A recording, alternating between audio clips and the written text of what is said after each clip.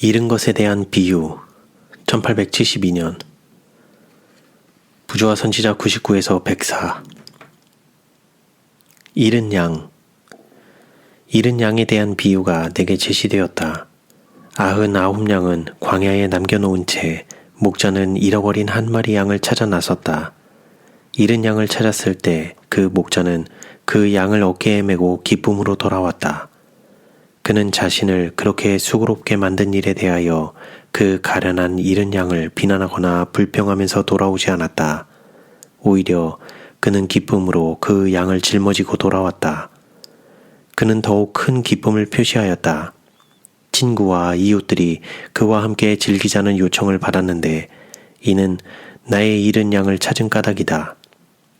양을 찾은 것이 기쁨의 주제였으며 곁길로 나아갔다는 사실은 염두에서 곧 사라졌다. 발견의 기쁨이 잃은 양을 찾아 안전한 우리로 회복시키기 위하여 당한 위기, 곤란, 염려, 상실의 슬픔을 능가했기 때문이다. 내가 너희에게 이르노니 이와 같이 죄인 하나가 회개하면 하늘에서는 회개할 것 없는 의인 99을 인하여 기뻐하는 것보다 더하리라. 잃은 은전은 잘못을 범하며 곁길로 나아가는 죄인을 나타내기 위한 것이다. 잃은 은전을 찾는 일에 있어서 여인이 나타낸 세밀함을 그리스도를 따르는 자들에게 정로에서 벗어나 잘못을 범하는 자들에 대한 그들의 의무를 가르친다.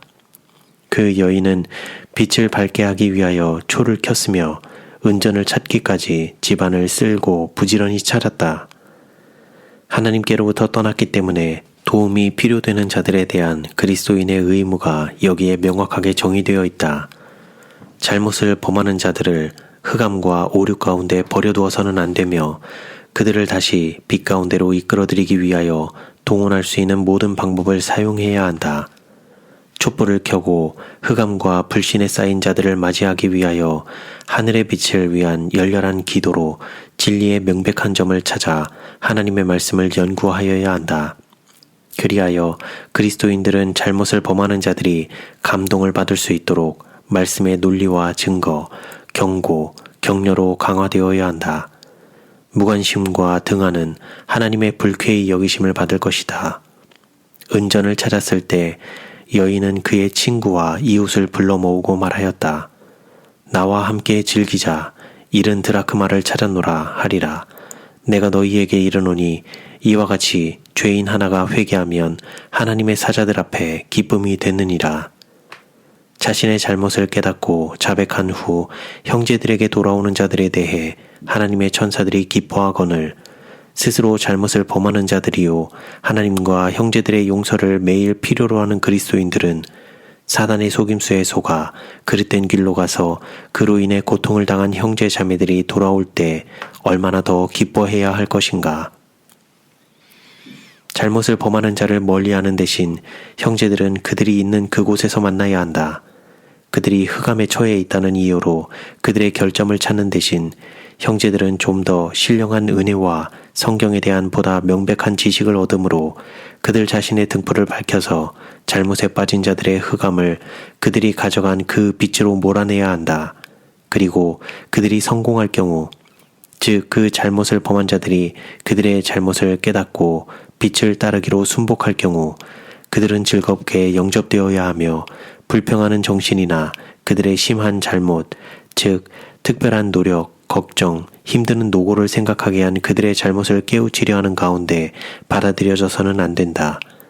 순결한 하나님의 천사들이 이 일을 기쁨으로 환호하였거든 흑암 가운데 처하여 스스로를 돕는 방법을 알지 못하였고 잘못을 범할 때 동정과 사랑 그리고 조력을 자신들이 필요로 했던 그들의 형제들은 얼마나 더 기뻐해야 할 것인가.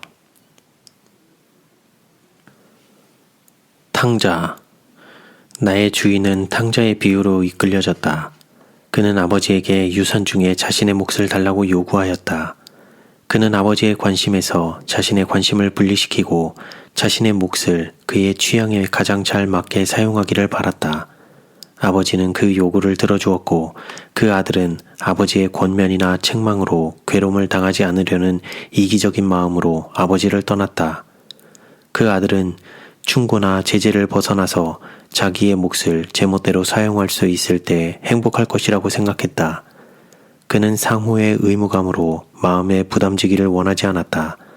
그는 아버지의 재산을 나누어 받았으므로 아버지는 그를 아들이라고 주장할 것이었다. 그러나 그는 자애로운 아버지에게 아무런 의무감을 느끼지 않았고 오히려 이기적이고 반역적인 정신을 품었으며 아버지 재산의 일부는 자신에게 속한다고 생각하였다. 사실 그 아들은 아무것도 요구할 권리도 없고 가질 수도 없었음에도 불구하고 자신의 몫을 요구하였다. 재산을 받을 만한 가치가 없는 이기적인 그는 재산을 받은 후 자신에게 아버지가 있다는 사실조차 잊어버릴 정도로 아버지를 멀리 떠나갔다. 그는 제재를 싫어하였으며 자신이 선택하는 길이나 방법을 통하여 쾌락을 얻으려고 단단히 결심하였다. 아버지가 그에게 나누어준 모든 재산을 죄악적 방탕을 통하여 날린 후에 그 땅에는 기근이 들고 그에게는 심한 궁핍이 찾아들었다. 그때에 그는 자신의 낭비적인 쾌락에 대한 죄된 행동에 대하여 후회하기 시작하였는데 이는 그가 탕진하던 재물에 있어서 궁핍하였고 그것을 필요로 했기 때문이었다. 그는 죄악의 방탕에서 돼지를 치는 비천한 직업의 생활로 전락할 수밖에 없었다. 비천해질 대로 비천해진 후에 그는 아버지의 친절과 사랑에 대해 생각하였다. 그때에 그는 아버지의 필요를 느꼈다. 그는 친구도 없고 궁핍한 처지에 빠졌다. 그 자신의 불순종과 죄가 아버지께로부터 자신을 분리시키는 결과를 가져왔다. 그는 아버지 집의 종들이 마음껏 누리는 특권과 풍족함을 생각하였다. 그는 지금 아버지의 집을 스스로 떠나 굶주림으로 죽어가고 있었다. 역경으로 인해 겸손하여진 그는 겸손한 고백과 함께 아버지의 집으로 돌아가기로 결정하였다. 그는 안락한 옷은커녕 볼 꼴사납지 않은 옷조차 갖추지 못한 거지였다. 그는 궁핍으로 인해 비참한 몰골이 되었으며 굶주림으로 인해 쇠약해졌다. 아버지의 사랑. 아들이 아직 그의 집에서 먼 거리에 있었으나 아버지는 그 방랑자를 알아보았다. 그의 첫 번째 생각은 수년 전에 방종의 죄된 길을 가기 위해 자신을 떠난 그 반역적인 아들에 대한 것이었다. 아버지의 사랑은 끓어올랐다. 아들의 퇴락한 모습에도 불구하고 아버지는 그의 형상을 알아보았다. 그는 아들이 먼 거리를 걸어 자신에게 오기까지 기다리지 않고 오히려 그를 맞이하기 위하여 바삐 나아갔다. 그는 아들을 책망하지 아니하고 그 아들이 죄된 행동으로 인하여 많은 고난을 당하였으므로 가장 부드러운 동정과 사랑으로 아들에게 그의 사랑의 증거와 용서의 표징을 나타내는 일을 서둘렀다.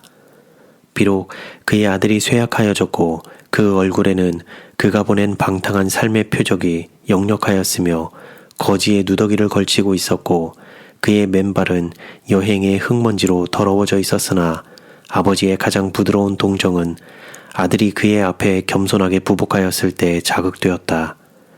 그는 위엄을 갖추고 고자세를 취하거나 엄하게 다루지 않았다. 그는 아들로 하여금 그가 얼마나 깊이 타락했었는가를 느끼도록 하기 위하여 아들의 과거의 죄와 잘못들을 아들 앞에 열거하지 않았다. 그는 아들을 일으켜 세우고 그에게 입맞추었다.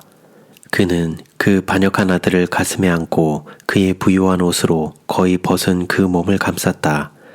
그가 그러한 따뜻함으로 아들을 마음에 받아들이고 동정을 표명하였으므로 아들이 아버지의 선하심과 사랑을 이제까지 의심하고 있었다 할지라도 더 이상은 그렇게 할 수 없었다.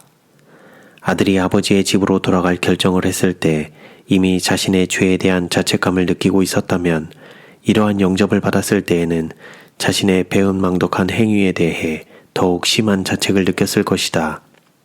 이미 겸손해진 그의 마음은 아버지의 사랑의 마음을 슬프게 한 것을 인하여 이제 깨어졌다. 떨며 통회하는 아들은 쫓겨날까봐 크게 염려했으며 이러한 영접을 예상하지 못했다. 그는 자신이 그러한 영접을 받을 만한 가치가 없음을 알았다. 그리하여 그는 아버지를 떠난 그의 죄를 인정하였다.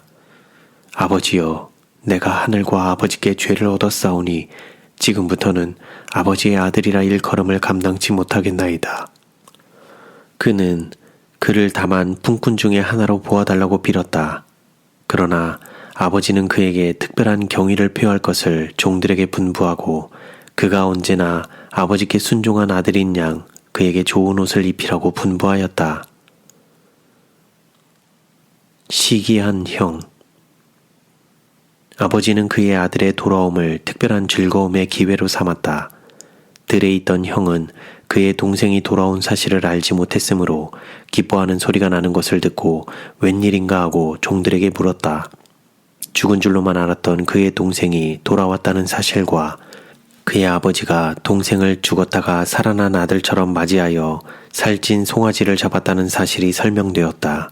그러자 형은 화를 내고는 동생을 보거나 맞이하기 위하여 안으로 들어가려고 하지 않았다.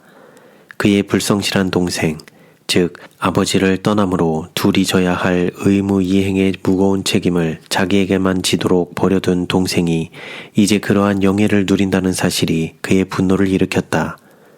이 동생은 악한 방탕의 길을 추구하면서 아버지께서 그에게 주신 재산을 날려버리고 마침내 궁핍하게 되었다. 그동안 집에 남아있던 자신은 성실하게 아들 되는 의무를 다하였다. 이제 이 방탕한 자가 아버지의 집으로 돌아오자 그가 이제까지 받아본 어떤 것보다도 더한 존중과 영광으로 맞아들여진 것이다. 아버지는 형에게 그의 동생을 잃었다가 찾았고 그가 죄악 가운데 죽었다가 다시 살아났으며 이제 도덕적인 양심을 되찾아 자신의 약한 길을 미워하게 되었은즉 동생에게 가서 기쁨으로 그를 맞으라고 청하였다. 그러나 형은 항의하였다. 내가 여러 해 아버지를 섬겨 명을 어김이 없거늘 내게는 염소 새끼라도 주어 나와 내 벗으로 즐기게 하신 일이 없더니 아버지의 살림을 창기와 함께 먹어버린 이 아들이 돌아오매 이를 위하여 살찐 송아지를 잡으셨나이다.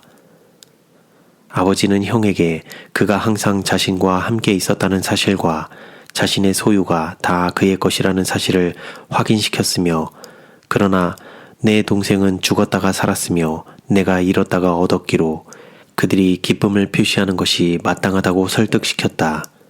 잃었던 것을 찾았고 죽었던 자가 다시 살아났다는 사실이 아버지에게 있어서는 다른 모든 생각을 능가하였다. 그리스도께서는 잘못을 범한 후 회개하는 자들을 하늘아버지께서 영접하시는 방법을 보여주시기 위하여 이 비유를 말씀하셨다. 아들은 아버지께 범죄하나 아버지는 그 영혼을 사랑하는 마음에 동정심과 용서하는 마음으로 가득 차서 방탕한 아들을 맞이한다. 또한 효성스러운 마음이 다 죽었다고 생각했던 아들이 자신의 큰 죄와 등한히 하였던 것을 느끼고 아버지의 사랑을 감사하며 아버지의 요구를 인정하면서 돌아오는 데 대한 그의 기쁨을 나타낸다. 죄의 길을 걸어갔으나 이제는 회개하는 아들이 그의 동정과 사랑을 필요로 하고 있음을 그는 안다. 이 아들은 고난을 당하였고 자신의 부족을 느꼈으며 그 큰 필요를 채워줄 수 있는 유일한 분이라고 생각한 그의 아버지께 나아온다. 방탕한 아들의 돌아옴은 가장 큰 기쁨의 근원이었다. 형의 불평은 당연한 것이었으나 정당한 것은 아니었다. 그러나 흔히 형제가 형제에게 이러한 태도를 취한다. 잘못을 범한 자들로 하여금 그들의 잘못한 점을 깨닫도록 하며 계속 그들의 잘못을 상기시키려는 노력을 너무 많이 기울이고 있다. 잘못을 행한 자들은 동정, 도움, 긍휼을 필요로 한다. 그들은 심적으로 고통을 당하며 흔히 낙심하고 낭망한다. 무엇보다도 그들은 조건 없는 용서를 필요로 한다.